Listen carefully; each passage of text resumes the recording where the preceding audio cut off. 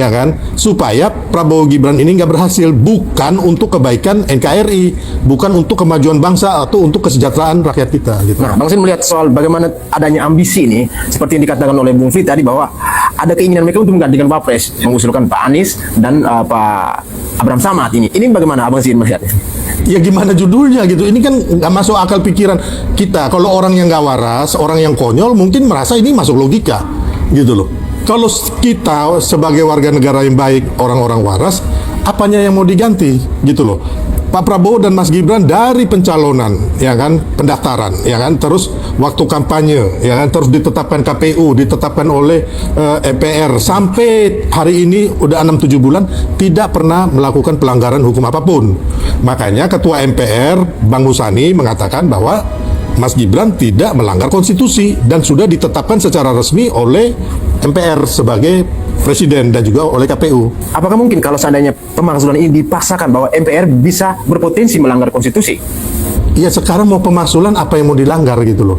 Makanya terus ini kan hanya 300 orang gitu loh. 300 orang. Ya, Masih 4 orang jenderal. Gerombolan ini kan hanya 300 orang gitu loh. Yang menurut saya satu RT pun nggak nyampe gitu loh.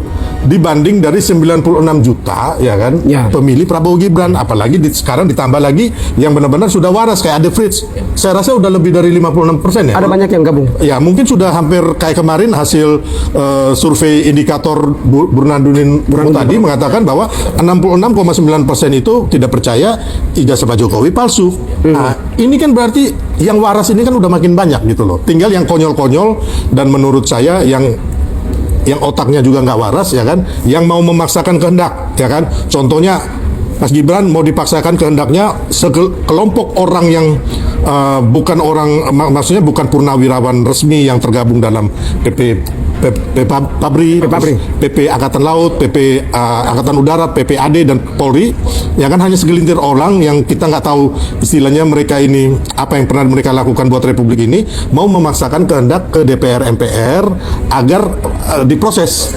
Terus nanti bagaimana yang 96 juta bahkan yang 56% sama sekarang 66%? Pertanyaan saya tadi kan, apakah ini mewakili aspirasi masyarakat Indonesia atau cuma segelintir orang? Segelintir orang. Jadi abang, menurut saya ini mereka sudah buat pertahapan. Ya. Tahapan pertama demo tidak jadi. Yang kedua Roy Suryo masuk dengan Fufu Fafa tidak jadi. Yang ketiga adalah masuknya di Jokowi ijazahnya. Besok Fufu Fafa lagi. Fufu Fafa lagi. Rencananya balik lagi nih. Balik lagi nih. Udah, kita udah Jadi, tahu rapat-rapat mereka itu. Mereka bagi tim. Ada yang ingin memaksulkan Gibran di MPR, tapi MPR tolak. Akhirnya mereka datang di DPR. Ini pun 4 orang. Ini 4 orang ini rata-rata pendukung Anies. Pak Razi itu pendukung Anies, ikut demo, ikut orasi di Patung Kuda. Saya saksi mata setelah saya orasi turun beliau. Yang kedua adalah rencana mereka memang betul dibilang Bang Sil. Mereka mengganggu hal ini supaya ekonomi kita guncang kembali ke 98. Demo besar-besaran alasannya ekonomi guncang, pemerintahan tidak maju, Prabowo Gibran digulingkan. Gagal. Itu target. Prabowo Gibran gagal, ekonomi kita hancur, digulingkan. Itu target mereka. Otak-otaknya mereka, Abraham Samad mereka nih, Fatul Rasi mereka. Siapa lagi? Yang relawannya sekarang jadi pentolan Fadila. Ya termasuk Roy Suryo mereka lah. Kita ngomong terbuka ya, memang mereka yang ikut. Pak Refli juga.